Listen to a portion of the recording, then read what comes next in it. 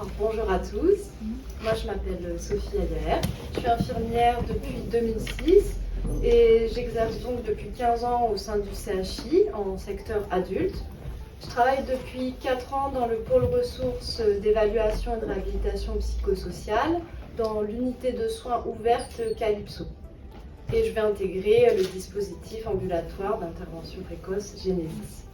Alors le terme case manager, le case management, m'était totalement inconnu encore assez récemment.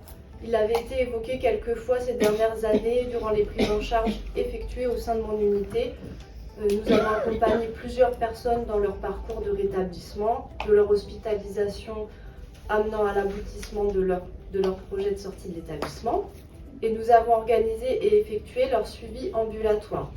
C'était déjà en fait un rôle de case manager, mais je n'en avais pas encore réellement pris conscience à ce moment-là.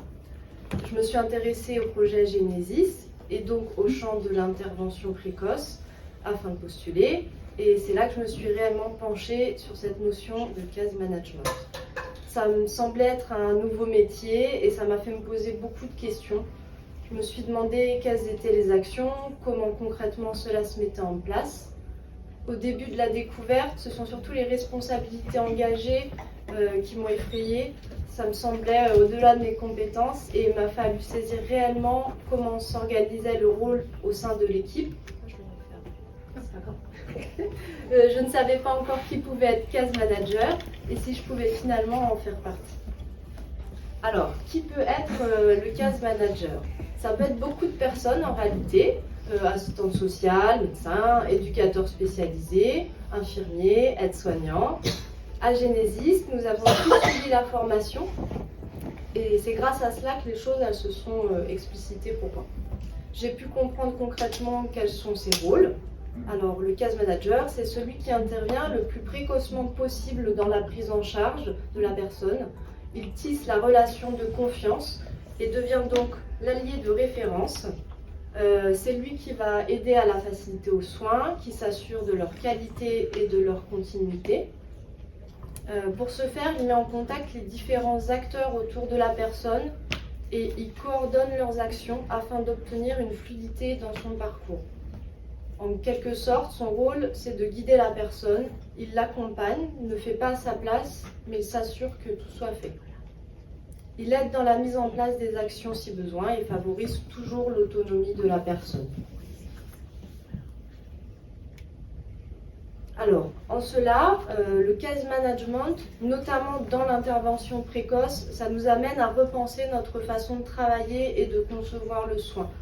Penser les soins en ambulatoire, être donc mobile, tout en allant vers la personne.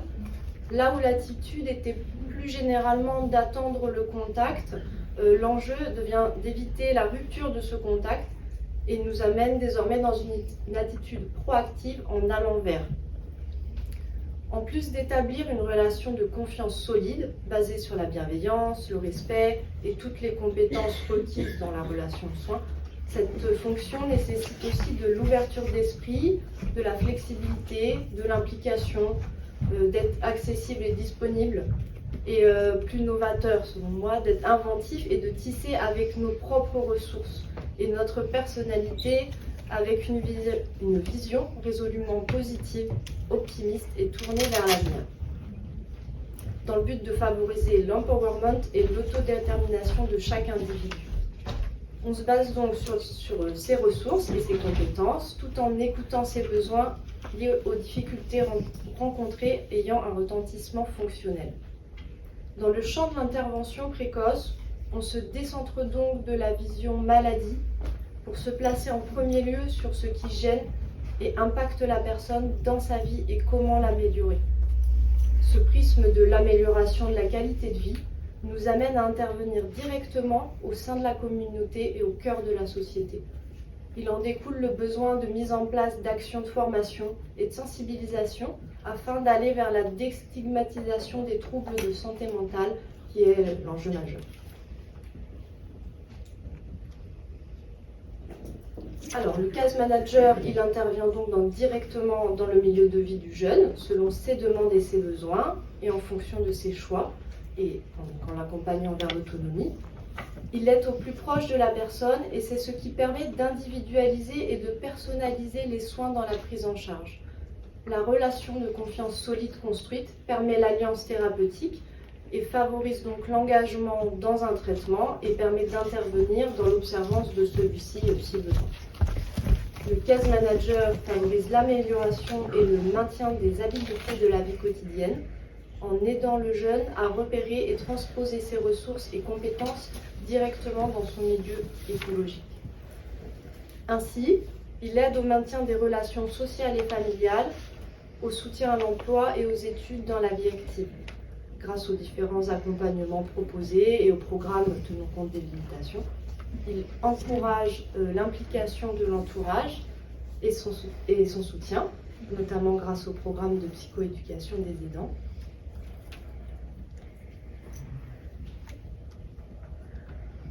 Il fait le lien dans la communauté, créant et fluidifiant les réseaux d'échange et de savoir. Cela intervient dans la prévention des rechutes avec la mise en place des apprentissages de techniques de gestion du stress et des émotions, la psychoéducation, l'évaluation du risque suicidaire et l'élaboration d'un plan de crise conjoint.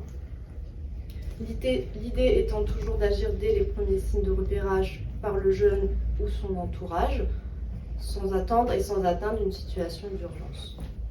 Son rôle est donc central dans la prise en charge. Il commence donc dès l'engagement aux soins, dès le premier contact, en repérant les difficultés fonctionnelles et en faisant les liens avec les troubles de santé mentale, et il coordonne tout le système de soins en informant sur chaque offre de soins.